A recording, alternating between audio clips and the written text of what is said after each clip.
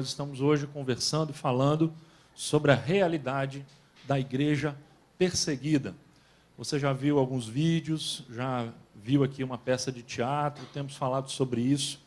E a Bíblia fala sobre a igreja perseguida.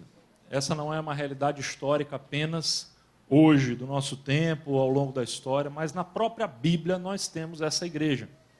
E o livro que na Bíblia melhor descreve ou retrata a igreja perseguida é o livro do Apocalipse. Eu não sei se você já leu esse livro.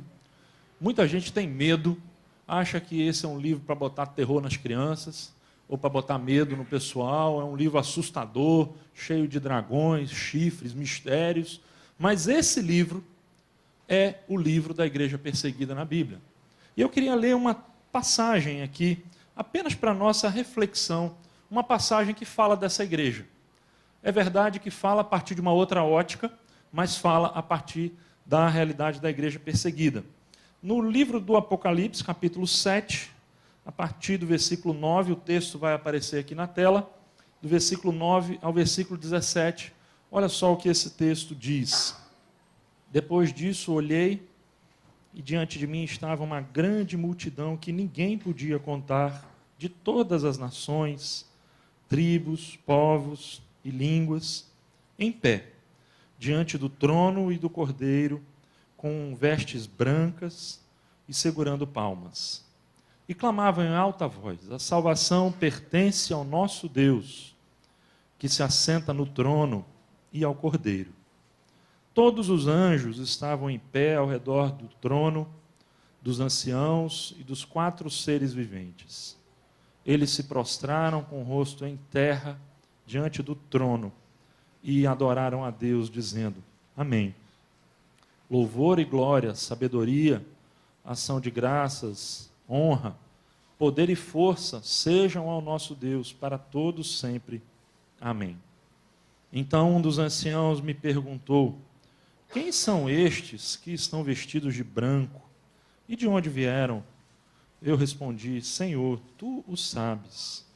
E ele disse: estes são os que vieram da grande tribulação e lavaram as suas vestes e as alvejaram no sangue do Cordeiro. Por isso, eles estão diante do trono de Deus e o servem dia e noite em seu santuário. E aquele que está assentado no trono estenderá sobre eles o seu tabernáculo. Nunca mais terão fome, nunca mais terão sede, não os afligirá o sol, nem qualquer calor abrasador, pois o Cordeiro que está no centro do trono será o seu pastor. Ele os guiará às fontes de água viva, e Deus enxugará dos seus olhos toda lágrima. O livro do Apocalipse é um livro muito especial na Bíblia, e eu não sei se você sabe, mas o significado original da palavra Apocalipse, que é uma transliteração de uma palavra grega, significa literalmente revelação ou tirar o véu. Esse é o significado da palavra Apocalipse. O livro Apocalipse, por exemplo, na Bíblia inglesa, chama Revelation, que é revelação, porque este é o significado dessa palavra.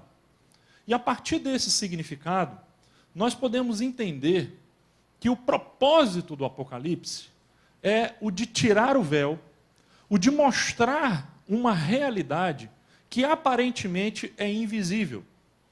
Coisas que aparentemente a gente vê, o Apocalipse vai dizer: esta não é toda a verdade. Além, numa dimensão que você não é capaz de enxergar, numa dimensão em que você não é capaz de ver, de um ponto de vista que nós não temos a capacidade de discernir, o Apocalipse chega e diz: aqui está a verdade acima das nossas verdades. O Apocalipse ele surge então como um livro para tirar o véu que encobre uma determinada realidade. E que realidade é essa? O livro do Apocalipse muito provavelmente foi escrito no final do 1º século, mais precisamente na última década do 1º século, entre os anos 90 100. E a realidade, nessa época, era uma realidade muito difícil para os cristãos.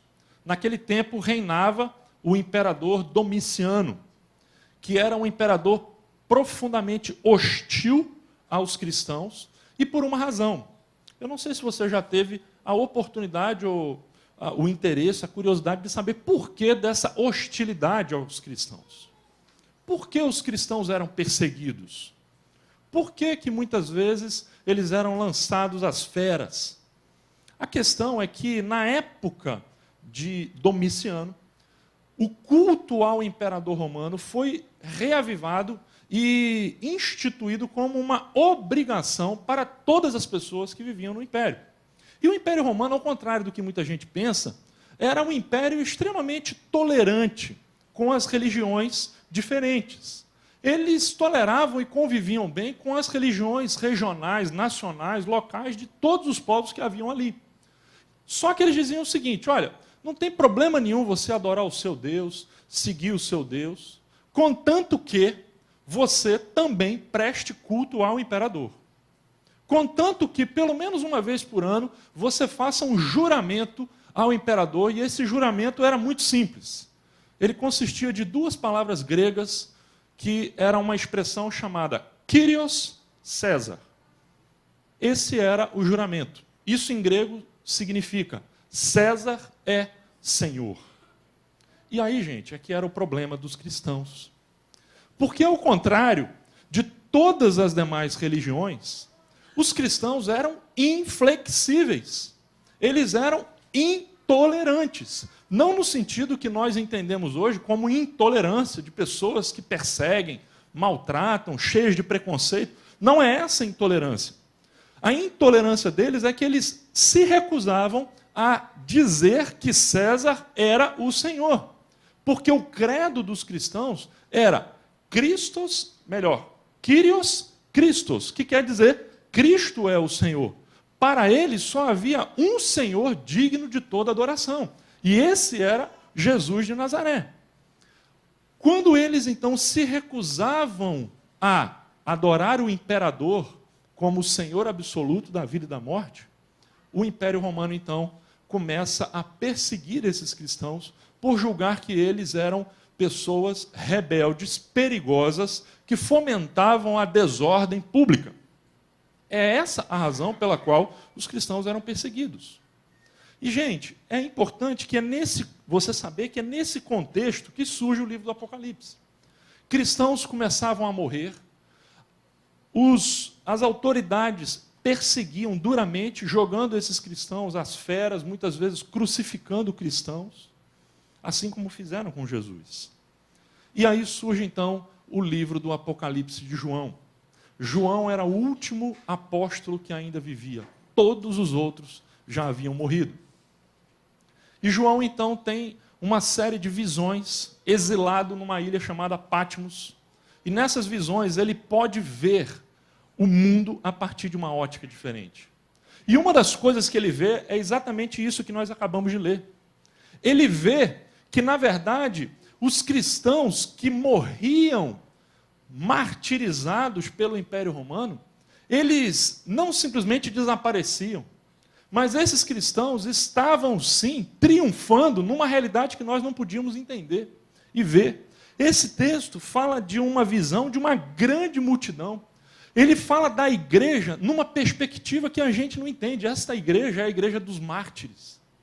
Essa igreja é a igreja do grupo de pessoas, e o texto diz muito claramente que é gente que vem de todas as nações, de tribos, de povos, de línguas diferentes, que estão de pé, ou seja, não estão simplesmente numa sepultura, não estão deteriorando, são pessoas que estão de pé diante do trono e do seu Cordeiro.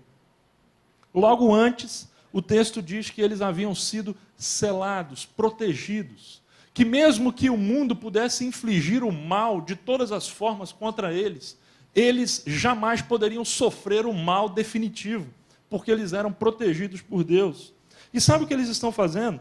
Eles não estão reclamando, lamentando a sua vida difícil. Eles estão aqui com vestes brancas, segurando palmas, que é um símbolo de adoração, e clamavam em alta voz, adorando a Deus, falando da salvação de Deus sobre a vida deles. Eles não estavam lá dizendo: onde está o Senhor que não nos atende, que não nos olha, que não nos protege? Eles estão lá dizendo: a salvação pertence ao nosso Deus. É Ele quem nos salva, não é o imperador romano quem nos salva. E aí, gente, nós podemos aprender algumas lições preciosas com esse grupo de cristãos, e eles são aqueles, segundo o próprio texto diz, que vieram da grande tribulação, ou seja, eles vieram de um tempo intenso de luta, de sofrimento, de perseguição, mas eles estão ali em pé diante do trono do Cordeiro. E as lições que nós podemos aprender com esse grupo são lições preciosas para a sua vida e para a minha, que podem mudar a nossa vida. Porque nós, que não vivemos a realidade da igreja perseguida, facilmente podemos nos esquecer dessas realidades. E que realidades são essas? Em primeiro lugar, é a questão da radicalidade do Evangelho. Essa é a primeira palavrinha. Eu quero dar para você agora, nesses próximos 10 minutos, 4 palavrinhas para você não esquecer. A primeira delas é a palavrinha radicalidade. O que eu quero dizer por radicalidade? Eu quero falar, gente, de que o caminho do Evangelho, o caminho dos cristãos que adoram e seguem ao Senhor Jesus, não é simplesmente um caminho entre outros caminhos. Não é uma escolha entre tantas outras escolhas. Eu não sou cristão do mesmo jeito que eu sou tricolor. Eu não sou cristão do mesmo jeito que eu sou brasileiro. Não é uma escolha dentre outras. É a escolha. A escolha de seguir a Jesus, o caminho de Jesus é radical, no sentido de que ele exclui outras escolhas. E é muito interessante que na igreja perseguida isso fica muito claro.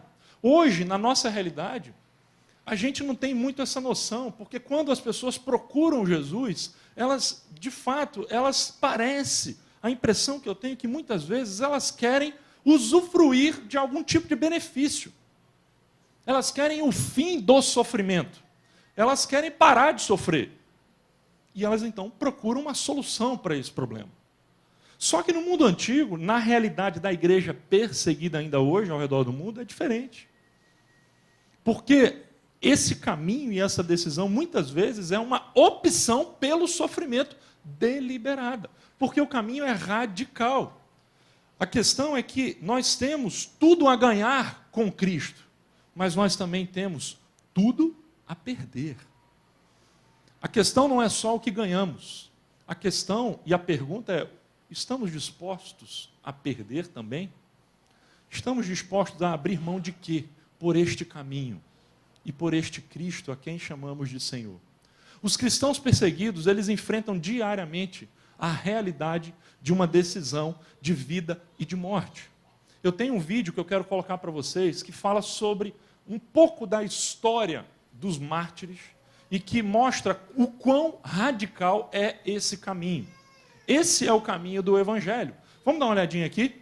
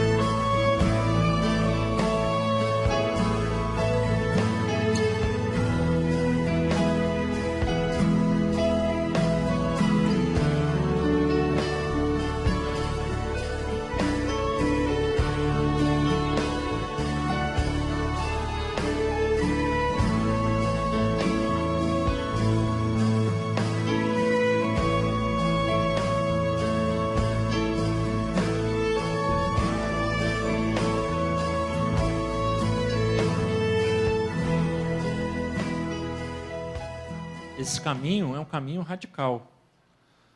A história de todos esses mártires é a história de pessoas que decidiram viver o Evangelho até as últimas circunstâncias. A questão é que você não pode tomar uma decisão de seguir a Jesus e continuar do mesmo jeito.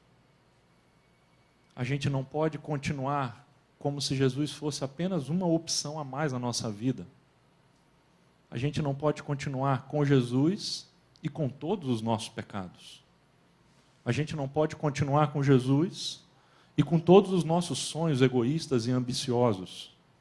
A gente não pode continuar com Jesus e querendo ganhar o mundo inteiro, correndo atrás dos nossos sonhos, vivendo uma vida despreocupada.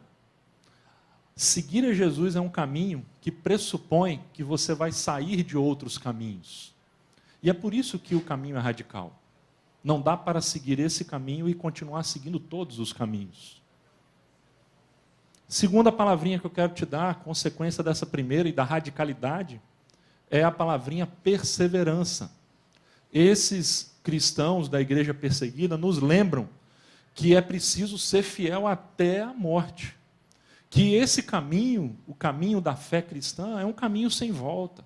Que quando você entra por ele, você tem que continuar nele até o final. E, gente, este é um problema hoje, porque a gente vive a era do descartável. A gente vive a era das coisas mudando muito rapidamente. E a perseverança é uma virtude cada vez mais rara. É cada vez mais raro encontrar pessoas que são capazes de enfrentar situações difíceis, relacionamentos difíceis, perseguições. Quantas vezes nós desistimos de coisas que não deveríamos desistir por coisas pequenas? Esses cristãos que nós vimos aqui e que nós vimos na peça são cristãos que perseveram até o final. Eu tenho aqui a história, por exemplo, de Perpétua. E eu não sei se você já ouviu falar da expressão perpétua felicidade. A história dela está num livro chamado Livro dos Mártires. E essa história de perpétua felicidade tem origem justamente numa seguidora de Jesus. E eu queria que você entendesse aqui, eu queria ler rapidamente essa história. Veja aqui exemplo de perseverança. Perpétua morava ao tempo do imperador Sétimo Severo, na cidade de Cartago, no norte da África. De linhagem nobre, era uma jovem de 26 anos, de bela aparência, fina educação, que, tendo conhecido a Cristo, a ele se rendeu. Batizada um pouco antes de sofrer o martírio, ao sair das águas, afirmou: o Espírito Santo me inspirou a orar pedindo apenas perseverança diante dos castigos físicos. Enquanto aguardava na prisão o dia da execução, recebeu a visita do seu velho pai, que insistia com ela em que renunciasse à fé e sobrevivesse. Ela respondeu: pai, está vendo aquele vaso ali no canto? Será que alguém poderia chamar aquilo de outro nome senão vaso? Da mesma forma, eu também não poderia me chamar de outra coisa senão o que sou, uma cristã. O pai, enraivecido, a ameaçou e surrou, mas ela não cedeu. No dia do julgamento, Hilário, o procurador de Cartago, lhe perguntou: és tu cristã? E ela respondeu: sim, e não posso trocar minha fé pela liberdade. Ao ouvir essas palavras, o pai percebeu que a filha certamente seria lançada às feras. Num gesto impensado, tentou tirá-la dali à força. Hilário ordenou que ele fosse surrado. Perpétua sofreu mais ao vê-lo assim humilhado do que se ela própria recebesse o castigo.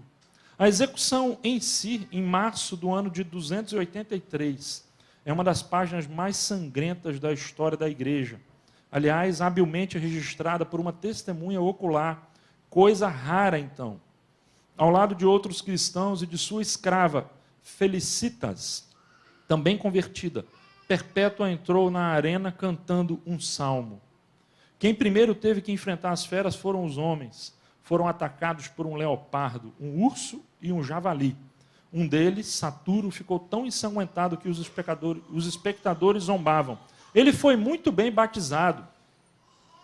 Perpétua e Felicitas foram atiradas à arena junto com um novilho selvagem, o qual atacou primeiro a Perpétua, ferindo-a e rasgando-lhe a túnica.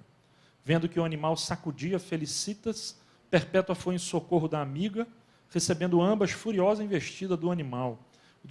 Os espectadores gritaram: chega! Perpétua pôde contemplar-se. Vendo as feridas abertas em seu corpo, mas sem sentir dor, louvou a Deus que tinha mais poder que os perseguidores. Se esses podiam destruir-lhe o corpo, jamais o espírito. Chamou o irmão e pediu que continuasse firme na fé e que dissesse aos membros de sua família que se amassem uns aos outros. Perpétua caminhou corajosamente na arena, desta vez para ser decapitada. O gladiador, não sendo dos melhores, apenas abriu-lhe mais ferimentos. Depois de um grito de dor, ela mesma direcionou a espada contra à sua garganta e expirou. A repercussão deste episódio foi tamanha.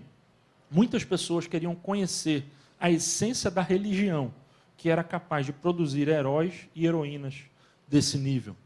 Daí vem a expressão perpétua felicidade. Perpétua e sua criada Felicitas, que é felicidade. Conta-se na tradição que esse foi o último ato de lançar cristãos às arenas. Diante do semblante daquela moça de 26 anos, o mundo percebeu o quão mal era. E a partir dali, nenhum cristão jamais foi lançado às feras. Esse foi o último ato ali naquelas arenas públicas. É óbvio que cristãos morreram de outras formas, mas não mais daquele jeito. Gente, esse é um caminho de perseverança até o final. A história dos mártires é uma história de pessoas que perseveraram. E a pergunta é, temos perseverado nesse caminho? Ou será que temos desistido fácil demais? Terceira palavrinha que você não pode esquecer dessa igreja perseguida, da realidade que nós vemos em Apocalipse, é a palavrinha testemunho. Eles tinham uma consciência de que eram comissionados, chamados para testemunhar o nome de Jesus. Isso já no livro de Atos, eles tinham uma consciência muito clara. Quando as autoridades chegaram para Pedro e João e falaram, vocês estão proibidos de mencionar o nome Jesus. E a realidade, a resposta deles, vocês lembram qual foi? Nós não podemos deixar de falar das coisas que nós estamos vivendo. A ordem, e eles disseram, antes importa obedecer a Deus do que obedecer aos homens. A realidade da igreja perseguida nos fala que o testemunho precisa ir até o fim e precisa ser bem dito. Gente, quantas vezes a nossa voz se cala por coisas tão pequenas? E nós precisamos ser relembrados da realidade de pessoas que foram até o fim e sobre as circunstâncias as mais difíceis para simplesmente proclamar um nome, para obedecer uma ordem de entregar uma mensagem. Uma das histórias que mais assim chama a atenção do meu coração é a história de um caso que ocorreu no famoso avivamento dos irmãos morávios na Alemanha, no século XVIII. Já no final desse período, um líder desse movimento, chamado Conde de Zinzendorf, teve de noite uma visão, um sonho, e ele sonhou com os esquimós. Alguém havia lhe falado sobre a realidade dos esquimós, que ninguém nos esquimós conhecia o nome de Jesus, e que haviam milhares e milhares de esquimós pelo mundo. E ele então falou, nós precisamos mandar alguém para falar de Jesus para os esquimós. Só que eles já tinham enviado todo mundo. E ele então, naquele momento, veio à sua mente, naquela noite, a visão de um homem muito simples, já de meia idade, que vivia ali na vila, era o oleiro da vila. E ele era um homem sem nenhum grande treinamento, não era um homem diferente dos outros, mas a figura daquele oleiro bateu a noite toda na cabeça do Conde de Zinzendorf. Ele acordou de manhã, foi até a casa do oleiro e disse, olha, Deus, e eu sinto que Deus me disse que nós precisamos alcançar para Jesus os esquimós. Eu não sei nem como é que a gente chega lá, mas existem milhares de esquimós. E ele me disse que você é o homem. Eu queria te perguntar se você aceita o desafio de ir falar de Jesus para os esquimós. Só que eu preciso te dizer uma coisa muito francamente. Nós não temos dinheiro para te mandar, nenhum. Nós não temos ninguém para ir com você. E nós também não podemos garantir nada que você vai voltar um dia. Ou seja, você vai sem sustento, sem companhia e sem certeza de que vai ter volta. Você está disposto? Ele disse, eu preciso orar. E ele por 2 minutos orou. E quando ele acabou aquela oração de 2 minutos, ele olhou para o conde e disse, se o senhor me der um par de sandálias, eu vou. Essa foi a resposta daquele homem.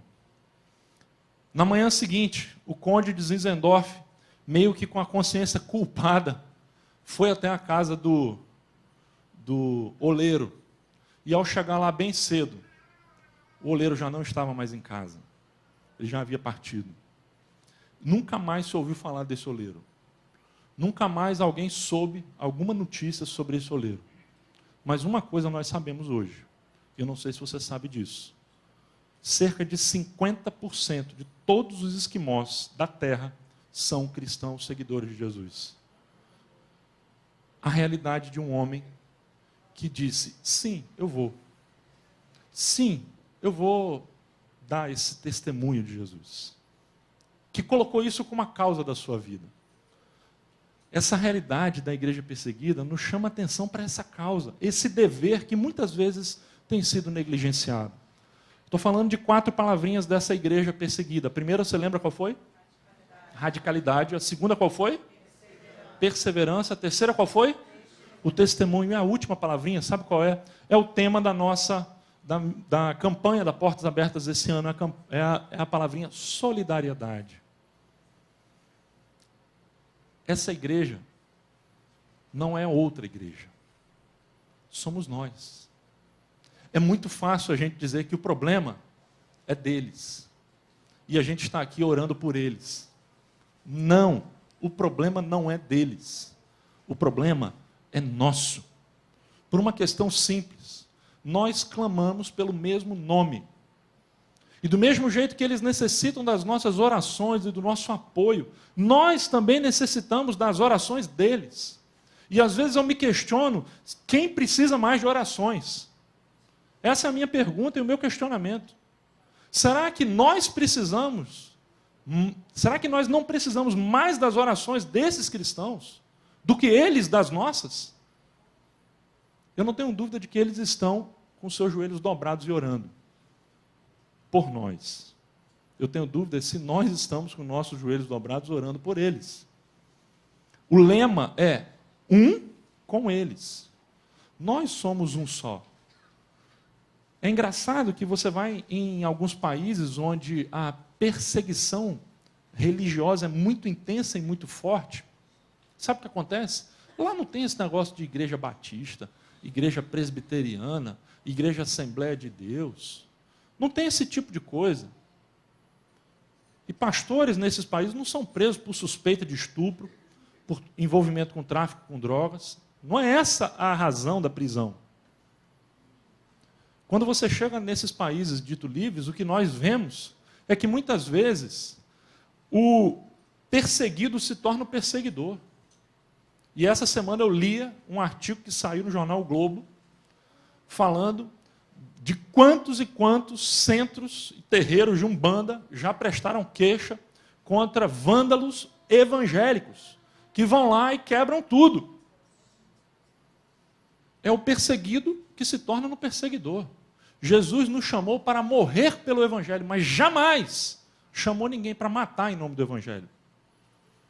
É preciso que a gente entenda a palavrinha solidariedade, unidade. Nós somos um com esses cristãos que estão morrendo ao redor do mundo. Essa é a realidade que o livro de Apocalipse nos mostra. É essa igreja que nos dá essas lições. E sabe como é que esse texto aqui mostra? Eles em pé, com as suas vestes brancas, e aqui eu quero terminar relendo esse trechinho final, porque mostra para a gente como eles estão, como Deus vê. Não importa o que o homem vê, o que importa é o que Deus vê. E sabe o que o texto diz? É que eles estão diante do trono de Deus e o servem dia e noite em seu santuário. E aquele que está assentado no trono estenderá sobre eles o seu tabernáculo. Nunca mais terão fome, nunca mais terão sede. Não os afligirá o sol, nem qualquer calor abrasador, pois o Cordeiro está no centro do trono. O Cordeiro que está no centro do trono será o seu pastor. Ele os guardará, os guiará às fontes de água viva, e Deus enxugará dos seus olhos toda lágrima. E é por isso que nós estamos aqui hoje, para orar pela igreja perseguida. É baseado nessa promessa, nessa certeza de que, por mais duro que seja o sofrimento desses irmãos, a gente tem o mesmo Deus que aqui se diz, está olhando e cuidando deles, e lhes enxugará dos olhos toda lágrima. E é isso que nós vamos, então, fazer mais uma vez, orando por esses cristãos. Sem esquecer que nós temos 4 desafios que a realidade da igreja perseguida nos lembra nessa noite. O primeiro desafio qual é? A radicalidade desse caminho. Não adianta você imaginar ou crer ou se iludir com a ideia de que você pode seguir a Jesus e, ao mesmo tempo, seguir um monte de outros caminhos. O caminho de Jesus exclui outros caminhos. Segundo lugar, esse caminho a gente precisa até o fim nele. A segunda palavrinha, o desafio que essa igreja nos lembra, qual é? Perseverança. A terceira palavrinha, o desafio que a igreja perseguida nos lembra, qual é? O testemunho que não pode se calar, jamais. E em quarto lugar, a solidariedade. Essa é a igreja perseguida. Essa é a nossa igreja. Esses somos nós. Que Deus nos dê a graça, não apenas de ser, não apenas não, que jamais sejamos a igreja que persegue, a igreja de vândalos, mas a igreja de mártires. A igreja não foi chamada para ter vândalo, a igreja foi chamada para ter mártir. E é isso que nós somos, ovelhas no meio de lobos. Que Deus nos dê a graça para jamais acharmos que nós podemos brigar com lobos como se lobos nós fôssemos, porque nunca seremos lobos, seremos sempre ovelhas. Ovelhas têm pastor, lobos não precisam de pastor. A pergunta é: o que somos? Lobos ou ovelhas? Vamos fazer uma oração e terminar então essa reflexão. Logo depois vamos cantar mais uma música aqui.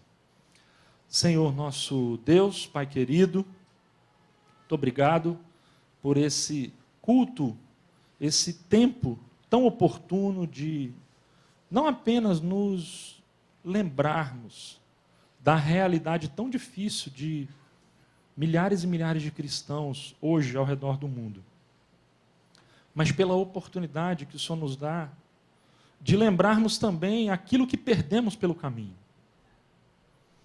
Muito obrigado pela oportunidade que o Senhor nos dá de poder lembrar deles e vê-los como a nossa referência, de ver a nossa própria realidade e de te pedir perdão por tantas coisas que temos deixado pelo caminho. Porque tantas vezes não temos seguido radicalmente o caminho de Jesus. Porque muitas vezes temos silenciado o nosso testemunho, temos faltado com a perseverança e temos também nos dividido em inúmeros e inúmeros grupos dissidentes, muitas vezes brigando uns com os outros. Que o Senhor nos dê a graça da solidariedade, de ser um com eles e que eles sejam um conosco. E eu te peço, Pai, que a Tua palavra essa noite faça morada no nosso coração e que nenhuma pessoa aqui hoje possa sair indiferente a essa palavra. Que o Teu Evangelho faça morada e que nós saiamos daqui com a firme resolução de seguir e de adorar Jesus de Nazaré, aquele que morreu por nós, aquele que foi até o fim. Que não nos neguemos a nos render a esse Jesus de Nazaré. Que possamos sair daqui com a resolução de lançar os nossos ídolos fora, os nossos pecados fora, de renunciar, Pai, a coisas que nos aprisionam espiritualmente falando, e a viver a verdadeira liberdade da fé, ainda que para isso a gente tenha que perder a liberdade em outras áreas. Essa é a nossa oração, em nome do Teu Filho Jesus. Amém.